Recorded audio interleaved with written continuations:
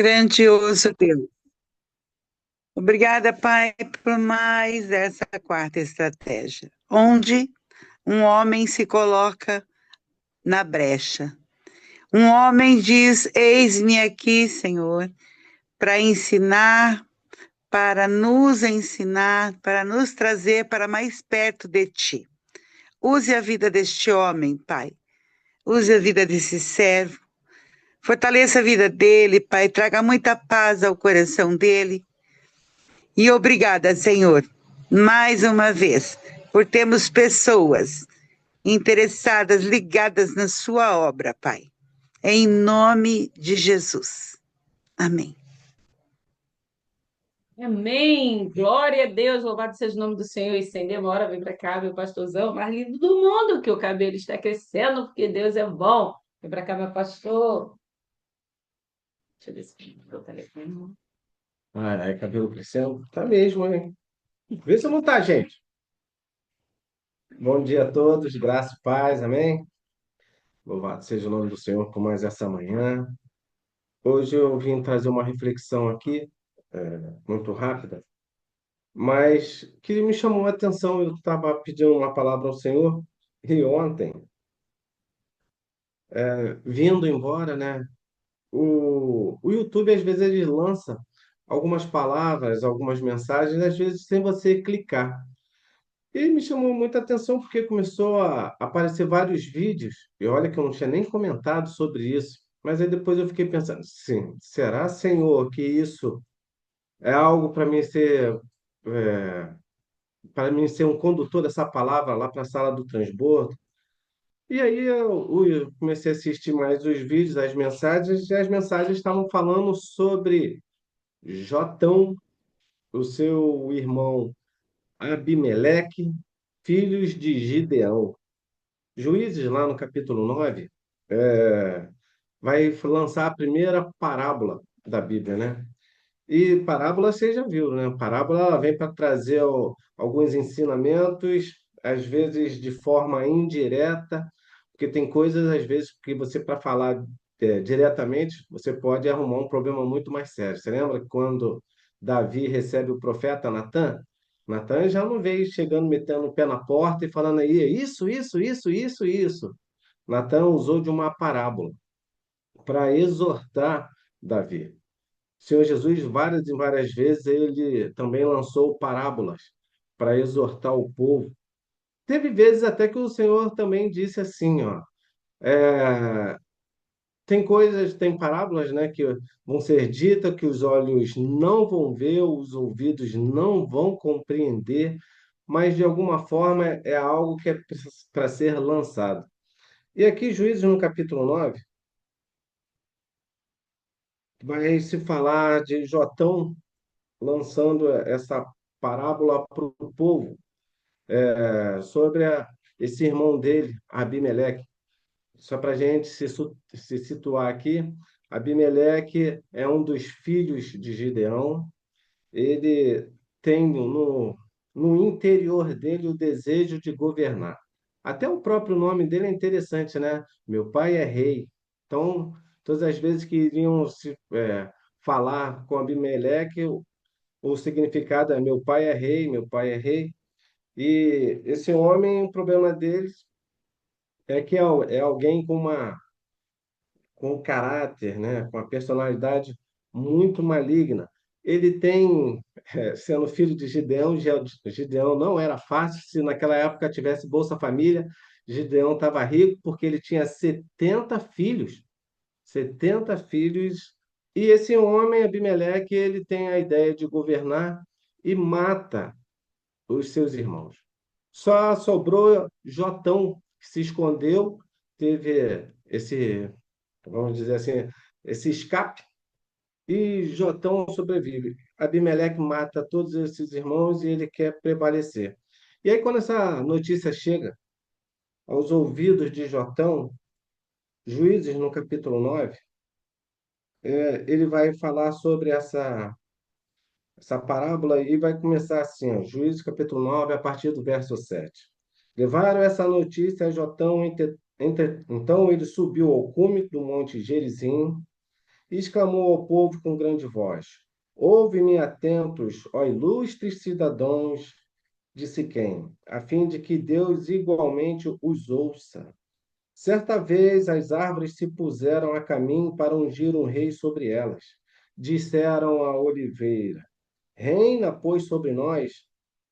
Entretanto, a oliveira declinou, alegando: Renunciaria eu ao meu azeite, com o qual se presta honra a Deus e aos homens, a fim de me colocar por sobre as demais árvores para dominá-las? Então as árvores dirigiram-se à figueira: Vem tu e reina sobre nós. Mas a figueira lhes ponderou: Poderia eu abandonar a minha doçura e a boa produção do meu fruto no tempo certo? E também a figueira desistiu. E as árvores partiram em busca da videira e a convidaram: Vem tu e reina sobre nós. Contudo, também a videira lhes afirmou: Iria eu deixar de gerar meu vinho novo, que tanto alegra a Deus e aos homens, a fim de erguer-me por sobre as demais árvores para governá-las? Sendo assim, todas as árvores rogaram ao espinheiro: Vem tu e reina sobre nós. Então o espinheiro aqueceu, mas advertiu as árvores: Se de fato desejais ungir-me rei sobre vós, vinde e abrigai-vos sobre a minha sombra. Caso contrário, sairá fogo dos meus espinheiros e devorará até os cedros do Líbano. Eu, quando estava lendo e passei a meditar nisso, veio um título no meu coração que diz assim, ó: Quando a omissão prevalece, o espinheiro aparece. Aqui Jotão ele está dando um esclarecimento, ele está trazendo a exortação ao povo e está alertando sobre quem vai governar. E muitas das vezes na nossa vida, no nosso cotidiano, no nosso ambiente de trabalho, de família, de ministério, muitas das vezes vem algumas questões sobre as nossas vidas, responsabilidades que precisamos assumir. Você às vezes se identifica com uma dessas árvores, árvores essas que são até referências dentro de Israel. Aqui vai falar da oliveira, da figueira e da videira, cada uma delas com simbolismos muito importantes, mas que servem para trazer reflexão para as nossas vidas.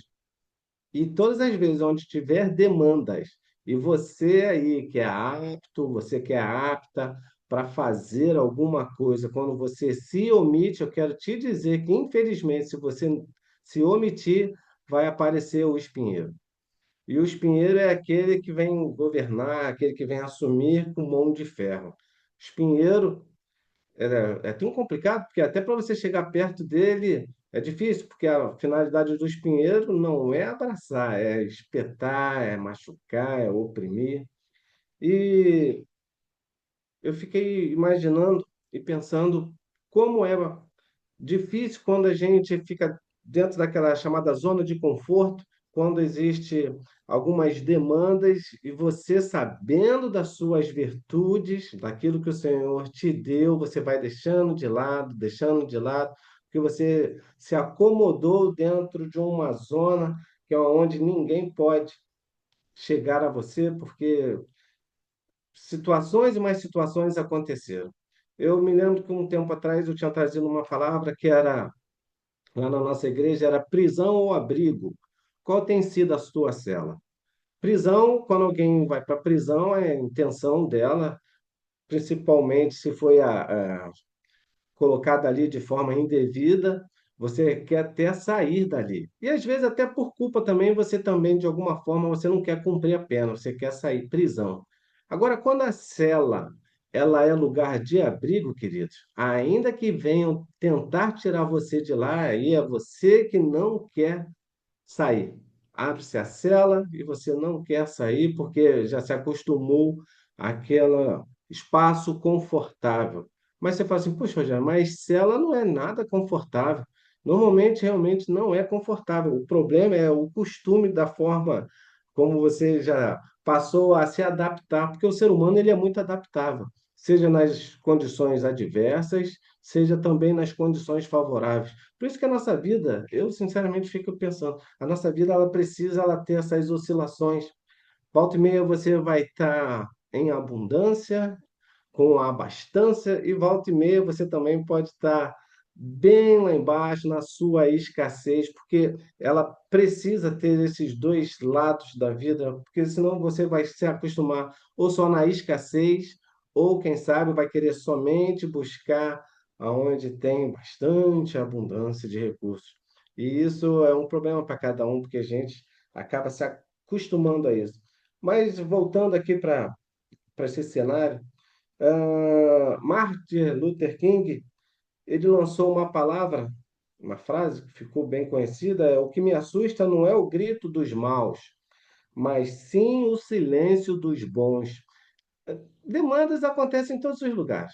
Não adianta, você pode até não sair de casa, demandas vão lá na tua porta te visitar e vão aparecer para você lá. Você que tem as suas virtudes aí, queridos, use-as, não omita. Você pode servir de alguma forma porque o Senhor te deu recurso.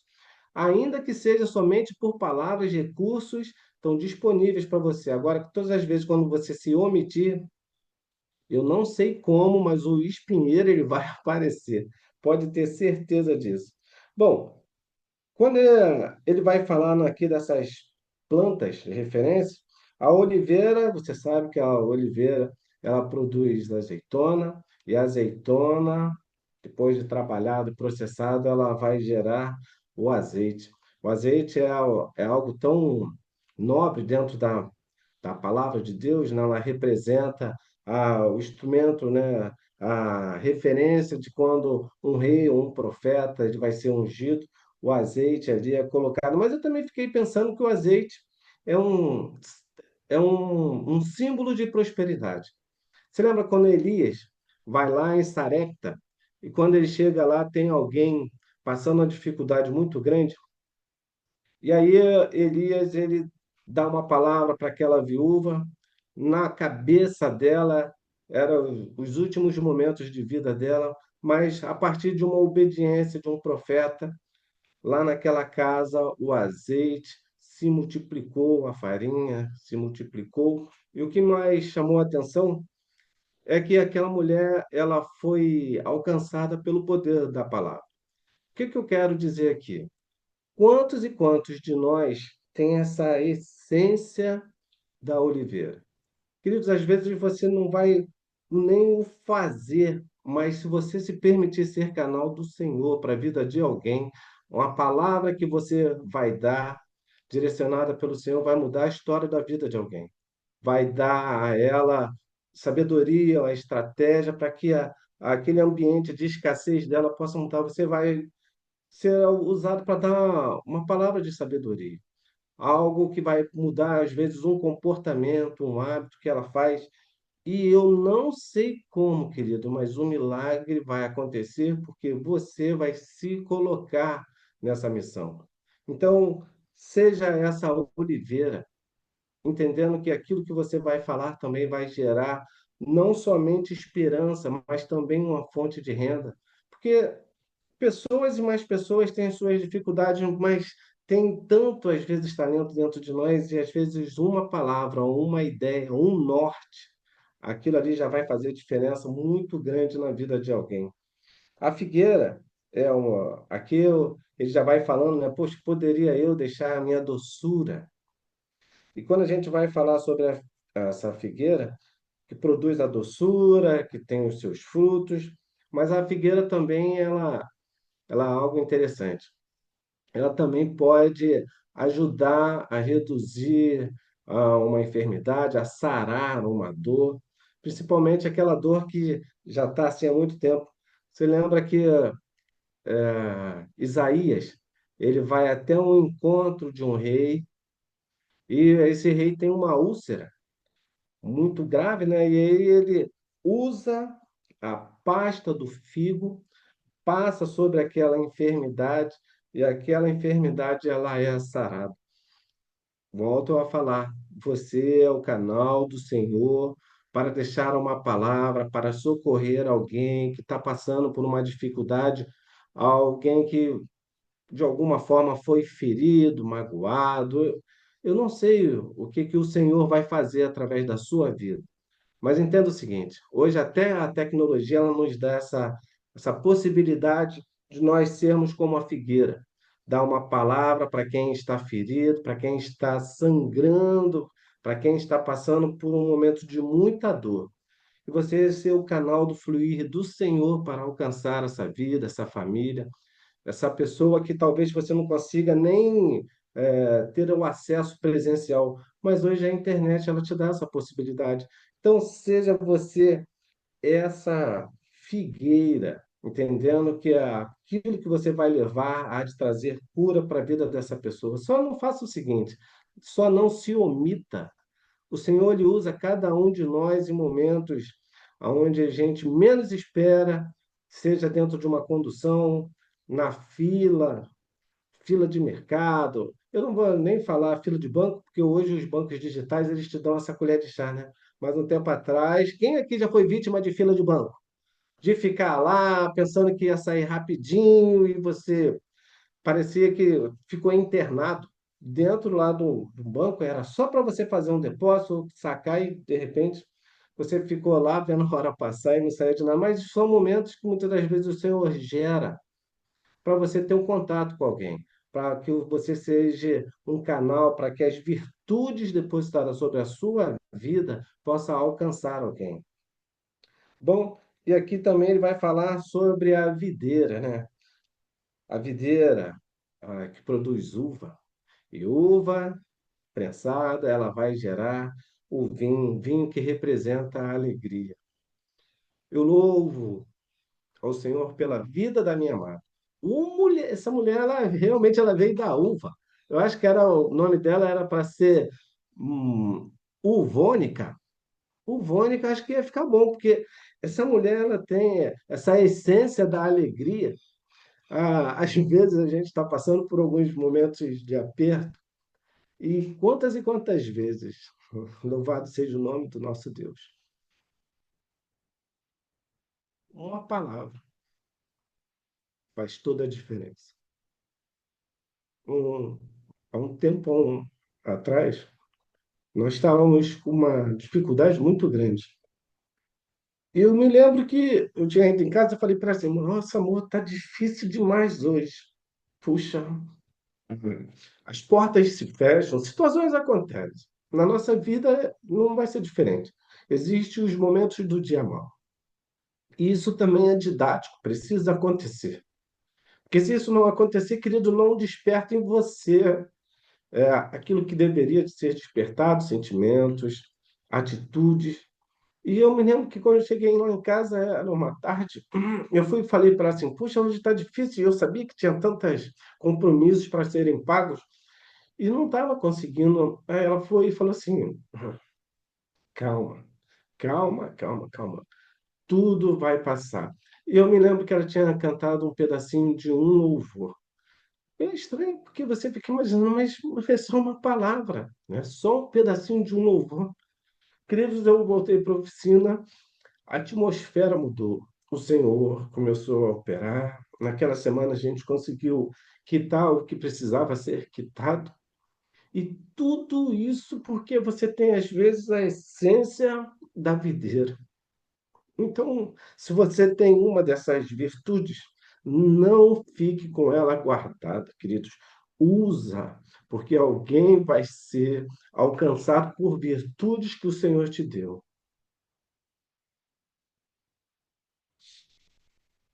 E aqui ele vai falando, o último aqui, né, sobre o espinheiro, que as opções foram aparecendo e ninguém foi levantando e falando assim, eis-me aqui, foi deixando para lá. Então, eu volto a falar sobre o título. Quando a omissão prevalece, o espinheiro aparece.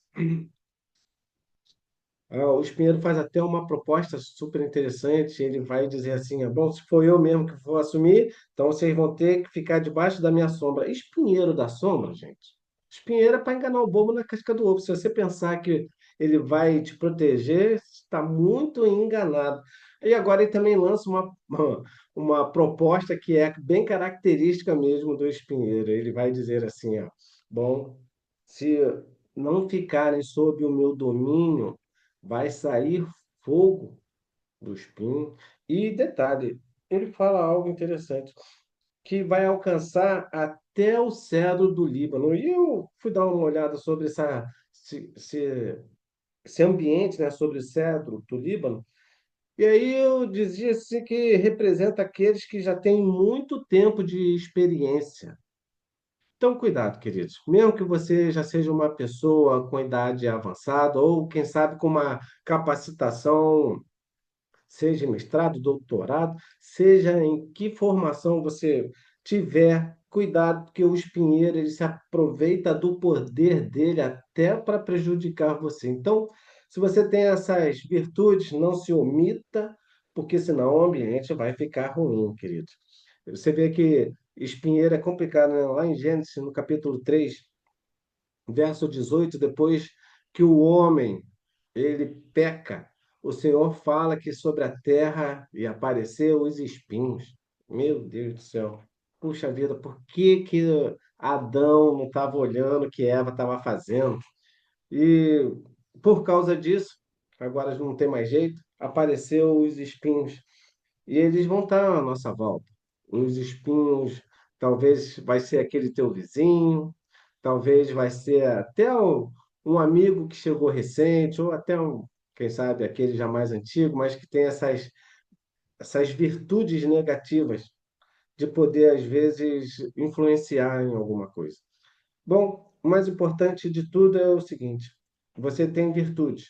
O Senhor lançou sobre a vida de você grandes e grandes virtudes para alcançar, para ajudar, para socorrer alguém. Use-as, não se omita. Eu fico imaginando Lucas lá no capítulo 10, quando o Senhor vai falar do bom samaritano, aquele homem, ele tinha duas virtudes guardadas dentro dele, né? Porque quando ele alcança alguém que está ferido na beira do caminho, ele usa de vinho e de azeite sobre as feridas daquele homem. Alguém que foi assaltado, espancado. E eu fico pensando, esse samaritano que o Senhor usa naquela parábola.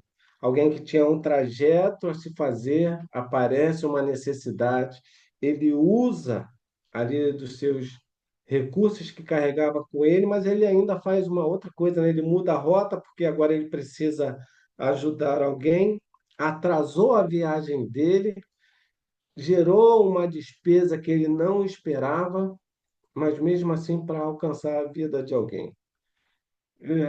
Às vezes você vai ser esse bom samaritano, querido, e com virtudes excelentes, com vinho e azeite, para poder sarar, para poder socorrer alguém nas beiras e mais beiras do caminho por onde você estiver indo. Então, entenda o seguinte, que nessa manhã possamos despertar as virtudes que temos dentro de nós, que o Senhor nos presenteou para poder ajudar e socorrer vidas.